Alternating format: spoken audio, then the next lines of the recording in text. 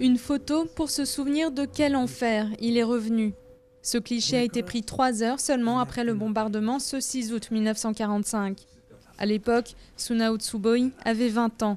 Il sera gravement brûlé et sa vie ne sera par la suite que souffrance et maladie. À plus de 85 ans, il ne pensait pas vivre un deuxième drame nucléaire, civil celui-là, à la centrale de Fukushima. L'accident nucléaire a réveillé une peur profonde. Une terreur qui sommeillait au plus profond de moi.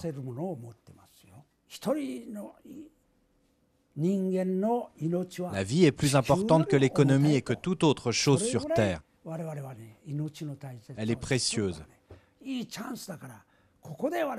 Et c'est une bonne occasion de repenser à la question nucléaire. Tout le monde doit y réfléchir. Ce bâtiment, devenu un symbole de paix, est le seul à avoir été conservé pour témoigner de l'époque avant le drame. Les Hibakusha, ces survivants du bombardement atomique, aiment s'y retrouver. Aujourd'hui, ils luttent pour un monde sans nucléaire. Shoji Kihara est né 4 ans après le bombardement. Ses parents et sa sœur n'ont pas résisté aux terribles maladies les années qui ont suivi leur exposition.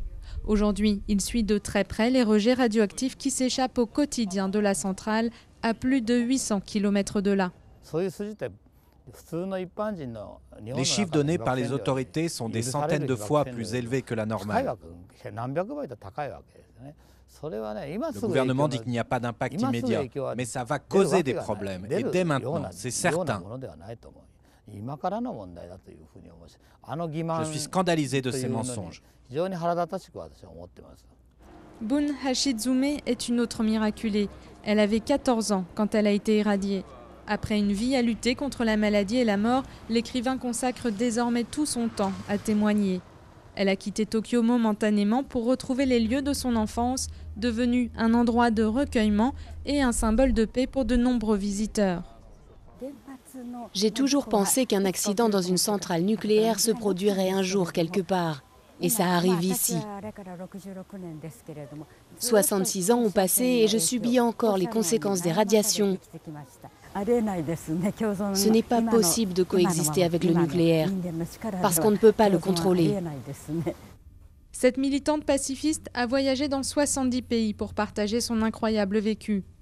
Aujourd'hui, l'accident de Fukushima redonne un nouveau souffle à son combat sans faille. Elle se consacre totalement à l'écriture pour transmettre l'espoir d'un avenir meilleur aux générations futures et pour que personne ne revive un tel cauchemar.